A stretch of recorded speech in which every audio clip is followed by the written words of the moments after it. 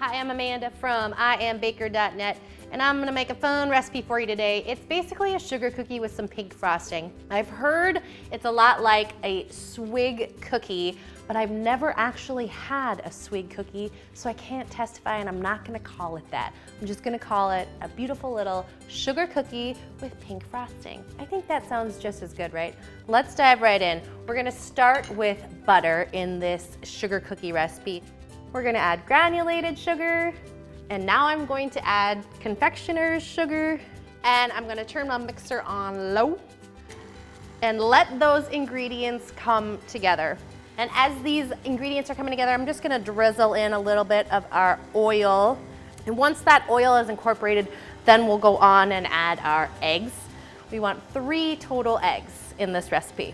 And then to that, I'm going to add my cream of tartar to my flour, and then a little bit of salt to my flour. I'll probably just give it a nice little sift before that flour gets mixed into our wet ingredients. Sometimes this dough doesn't need as much flour as the recipe calls for. And so if you add it a little bit at a time, you can gauge as you go. I'm gonna let that go for just a second and then see if I need to add any more. Maybe turn up the mixer. All right, the dough is starting to pull away from the sides of the bowl and adhere to itself. That's exactly the stage that we want. So I'm gonna turn my mixer off. That is a gorgeous dough. Looks beautiful. I am going to scoop it onto my cookie sheet. You want it to be roughly like a golf ball size or smaller, but I wouldn't go too much bigger than that. We'll just get 6 on our cookie sheet. So I would like to, with your clean hands, I would like to roll it out into a ball. It doesn't have to be perfect, it just needs to have smooth edges. I have a glass, you can use any kitchen glass. Then I have a paper towel that's just slightly damp and a plate with some granulated sugar on it. So I'm just dipping my glass in the sugar, and you should see the sugar coat the bottom of your glass. And then you're just going to want to press down on your cookie dough. Now the first time that I did this, I didn't press down very far, and those cookies puffed up like nobody's business. You don't want that. I want to push the center of the cookie down past the ridges. These cookies will rise just slightly, but truly they taste better when the center is just a little bit thinner than the edges. It really remains like chewy and delicious like you would think a sugar cookie should. I'm gonna pop these cookies into a 350-degree oven. I want to take them out just before they start to brown. I like it when they stay nice and golden in hue. And then we're gonna add our frosting. I can't wait to show you how to do that.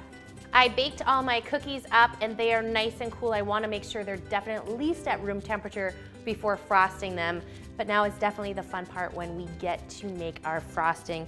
This frosting is a little bit unique in the ingredients that it has. It starts with butter, so it's a traditional buttercream in that sense. But the next ingredient is sour cream. I love what sour cream does to frosting.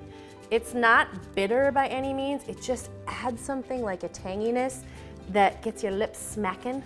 We'll get these 2 ingredients just mixed together, and then I'm gonna do probably just a little pinch of salt, and I'm also going to do just a little tiny bit of red food color. I want pink frosting, and now that I've got all of my wet ingredients together, I can add in some of our confectioner's sugar. This is up to 5 cups. I'm gonna add a little bit at a time. Now, after I've added all of my confectioner's sugar here, I'll just wait and see if it is thick enough that I can spread it around. If it's not, then I'll go and get some more. If it's too thick, you can actually add heavy whipping cream. This is looking pretty good. I am going to turn up my mixer on medium high and let it go for 1 to 2 minutes, and then we should have the perfect consistency. This looks gorgeous. Very light, pale pink and beautiful. All right, I'm gonna go ahead and decorate my cookies. You can see we have a center portion of that cookie, and I wanna fill all of that with this beautiful pale pink frosting. Now when I'm decorating this cookie, I basically do kind of a swift like 1-2 motion. I use my spatula and go one direction and then come back. And then that just leaves the most perfect little swirl, and it looks like you got it from a bakery. These are one of my favorite cookies. My kids love them. I love when I can bring them to bake sales. People see this classic swig design and they go nuts and spend all their money. So if you want to get your school lots of extra funds, bring these cookies. If you want the full recipe, head on over to iambaker.net.